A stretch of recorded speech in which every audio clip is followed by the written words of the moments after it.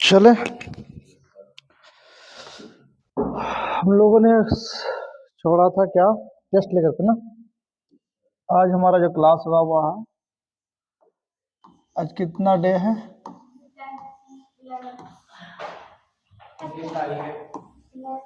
Day 11th।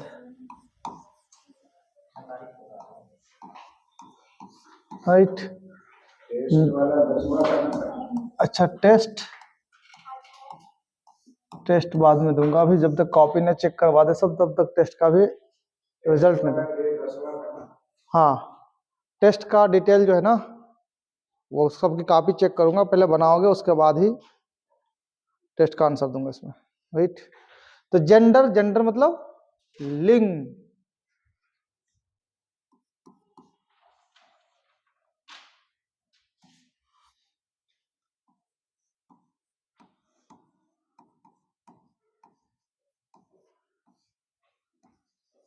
अंग्रेजी grammar में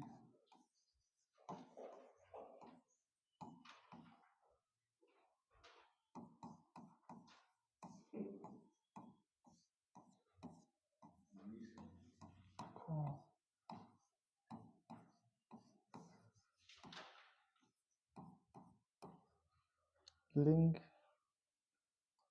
कौन है लिखता? लिंग कौन है? लिंग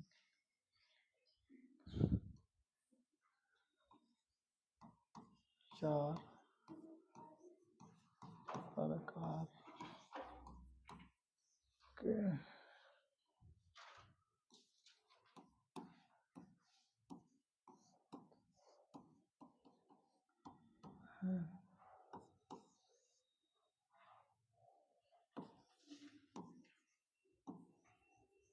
मैस्कुलिन जेंडर,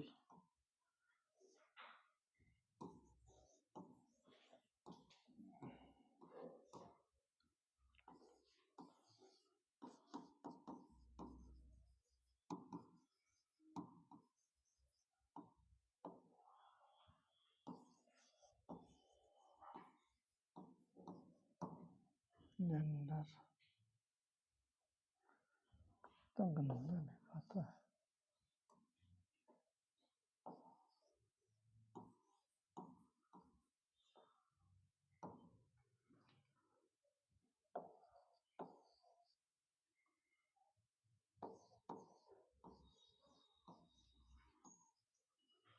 कॉमन जेंडर,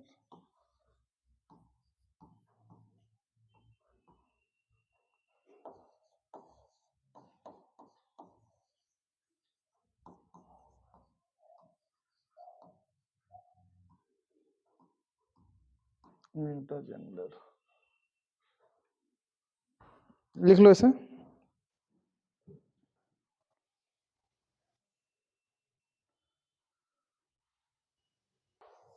चलो इसका प्रोनाउंसिएशन देख लेते हैं हम लोग, उच्चारण क्या क्या है। अंग्रेजी ग्रामर में जेंडर 4 प्रकार के होते हैं।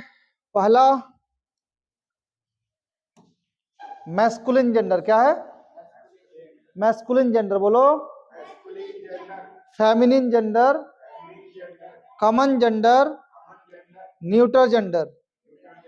बोलो, masculine gender, feminine gender, common gender, neutral gender. इसको हिंदी में मैस्कुलिन जेंडर पुल्लिंग, फेमिनिन जेंडर स्त्रीलिंग, कॉमन जेंडर उभयलिंग, न्यूट्रल जेंडर नपुंसकलिंग। अब इस ओके, इसको सब याद करना। इसी में आप लोग जब फॉर्म भरते तो क्या लिखते हो? MF लिखते हो ना, मैस्कुलिन और फेमिनिन भरते हो, फॉर्म भरते हो तो कौन सा लिंग है तो M, पुरुष M लिखते हो और स्त्री F लिखते हो। अब इसको हम लोग एक एक करके समझेंगे फटाफट। हो गया? लिख लिया आप लोग ने? आगे बढ़े? हाँ जी, पॉज कर दो। प्रोनाउन से केवल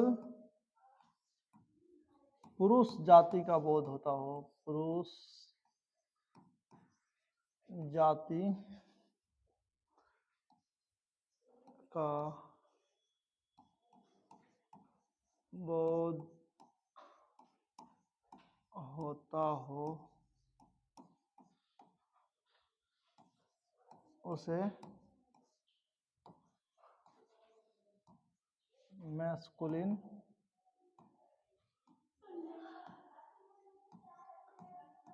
जेंडर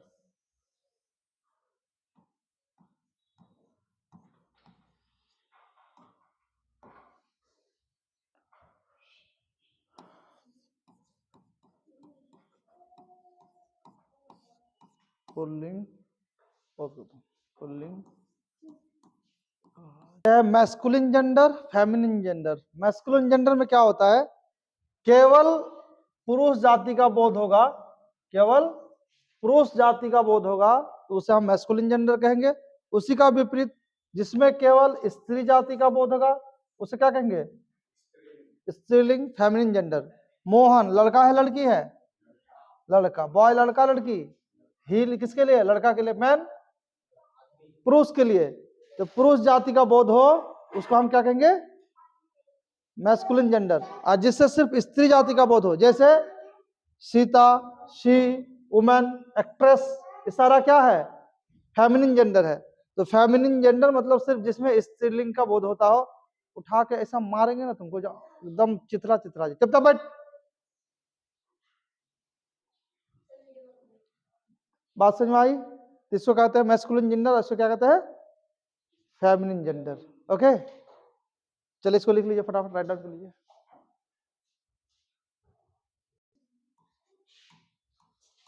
कॉमन जेंडर इसको कहते हैं उभय लिंग। अगर आपसे पूछा जाए कि कोई एक ऐसा नाउन बताइए जो स्त्रीलिंग भी हो पुल्लिंग भी हो, यानी एक ऐसा नाम जो मेल भी हो और फीमेल भी हो, क्या होगा। हाँ बोलिए। और गुड। इसका मतलब ऐसे नाउन को हम क्या कहते हैं, कॉमन नाउन कहते हैं। देखते हैं कौन नाउन है वो। हाँ, कॉमन जेंडर। कॉमन जेंडर ऐसा नाउन या प्रोनाउन, ऐसा नाउन या कॉमन जेंडर उभय लिंग, जिसमें दोनों लिंग अस्पष्ट ना हो, कोई भी लिंग के लिए हम उस नाउन का प्रयोग कर सकते हैं, उसको हम क्या कहते हैं, कॉमन जेंडर कहते हैं। और जैसे दे मतलब क्या होता है, दे मतलब होता है वे लोग। अच्छा, वे लोग में स्त्री के लिए भी यूज कर सकते हैं और पुरुष के लिए भी कर सकते हैं। यू मतलब क्या होता है, आप स्त्रीलिंग के भी लिए हो सकता है और पुल्लिंग के लिए। उसी तरह वी मतलब क्या होता है, हम लोग स्त्रीलिंग, जो फीमेल है वो भी वी कह सकते हैं और जो मेल है वो भी वी कह सकते हैं। तो ये है प्रोनाउन, ये हम पुरुष और स्त्री दोनों के लिए कर सकते हैं। उसी तरह टीचर, टीचर शब्द मेल फीमेल दोनों के लिए यूज होता है। उसी तरह doctor, nurse, shopkeeper, milkman, policeman, ये सारा चीज, ये जितने भी वर्ड्स हैं ये स्त्री और पुरुष दोनों के लिए इसका प्रयोग होता है, इसलिए इसको क्या कहते हैं, कॉमन जेंडर कहते हैं, उभयलिंग। ओके, अब हम देखते हैं कि न्यूट्रल जेंडर किसे कहते हैं। न्यूट्रल नपुंसकलिंग, मतलब जिसमें लिंग नहीं होगा। हम लिख सकते हैं इस जगह पे ऐसा नाउन, ऐसा नाउन या प्रोनाउन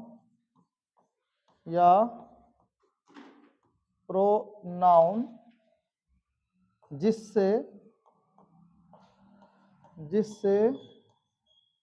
छोटे छोटे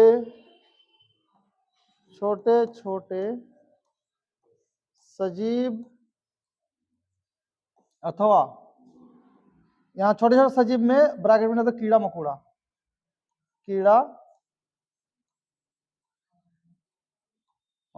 मकोड़ा तो मकोड़ा होता है, कीड़ा मकोड़ा। छोटे छोटे सजीव मतलब कीड़ा मकोड़ा छोटा।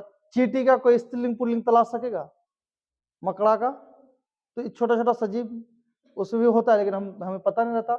उसके लिए भी जो यूज होता है वो न्यूट्रल जेंडर कहते हैं उसको। तो जिससे छोटे छोटे सजीव यानी कीड़ा मकोड़ा या निर्जीव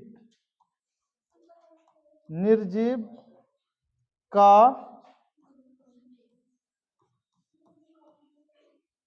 बोध होता हो, बोध होता हो, उसे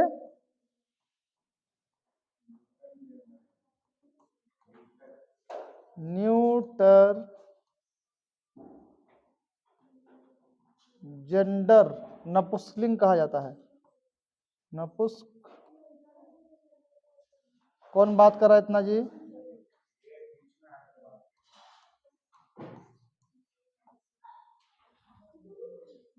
इतना बात क्यों हो रहा है? नपुंसकलिंग